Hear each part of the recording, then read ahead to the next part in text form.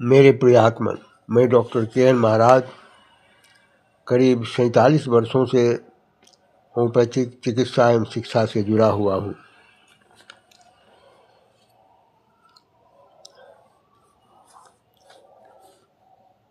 Homeopathy के जन्मदाता doctor Samuel Hahnemann MD एवं होम्योपैथी के प्रकाश स्तंभ डॉक्टर जे.टी. केंट एमडी एएम एवं होम्योपैथिक चिकित्सा जगत के अन्य महान विभूतियों के अनुसार होम्योपैथी अध्यात्म और विज्ञान का संगम है। Homeopathy is art and science both. Homeopathy के जन्मदाता डॉक्टर सैमुअल हैनीमैन एमडी अपनी पुस्तक ऑर्गन ऑफ मेडिसिन के preface to the 3rd edition में लिखते हैं, homeopathy is gift of a gracious God. होम्योपैथी परम कृपालु भगवान का वरदान है। मैं डॉक्टर के.एन. महाराज DHMS 1979 से वर्षों तक भारतवर्ष के विभिन्न होम्योपैथिक मेडिकल कॉलेज में प्रोफेसर के रूप में कार्यरत रहा हूँ। करीब 47 वर्षों के चिकित्सकीय अनुभव के आधार पर एवं जगत जननी माँ जगदम्बा की असीम कृपा एवं करुणा से संपूर्ण सृष्टि एवं मानव जाति की सुरक्षा एवं इसके सर्वांगीण विकास के लिए हम निम्नलिखित 2 कार्यक्रम की ओर ध्यान दें।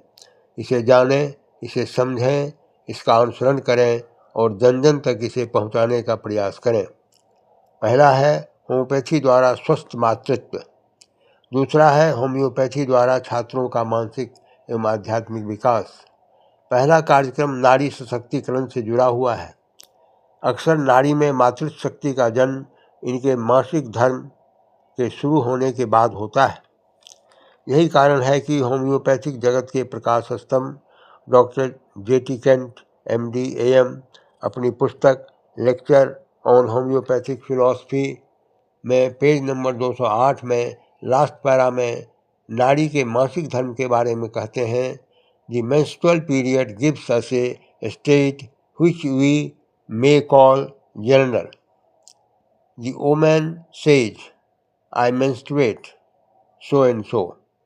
She does not attribute it to her ovaries or to her uterus. Her state is, as a rule, different when she is menstruating.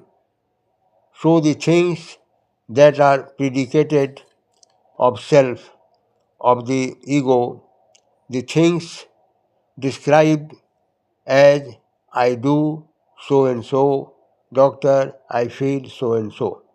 It means menstrual cycle describes woman as a whole. It means it is totality of her symptoms. It means mens is woman, woman is mens.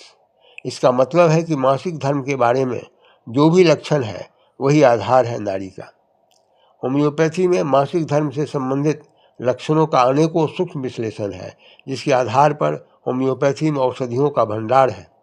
Homeopathy के जनक doctor Samuel Hahnemann MD द्वारा रचित organ of medicine में विभिन्न एफिरिज्म के अनुसार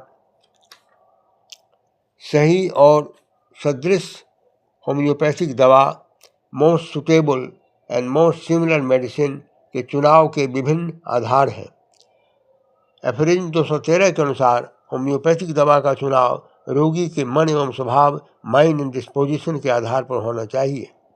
एफिरिज्म 153 एवं 154 के अनुसार होम्योपैथिक दवा का चुनाव रोगी के पिक्यूलियर, विचित्र, अनकॉमन और सामान्य, सिंगुलर, लाखों में एक, स्ट्राइकिंग, सिर को चकरा देने वाले, कैरेक्टरिस्टिक, चरित्रगत लक्षण के आधार पर होना चाहिए। इन लक्षणों के साथ साथ नारी जाति के मासिक धर्म एवं इनके शारीरिक बनावट के विभिन्न लक्षणों के आधार पर होम्योपैथिक दवा के सेवन करने से नारी जाति सभी मानसिक एवं शारीरिक रोग लक्षणों से मुक्त होगी।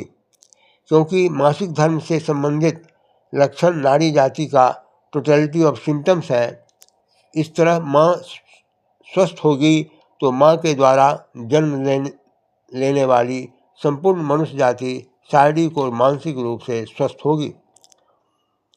इस तरह माँ शरीर, मन, बुद्धि और आत्मा के तल पर स्वस्थ होकर पूर्णतया सशक्त होगी तो निश्चित रूप से इनके भीतर समाहित माँ दुर्गा, माँ सरस्वती और माता लक्ष्मी की विराट शक्ति प्रकट होगी। इस प्रकार माँ की अपार शक्ति को प्राप्त कर पूरी मनुष्य जाति की दुर्गति का नाश होगा।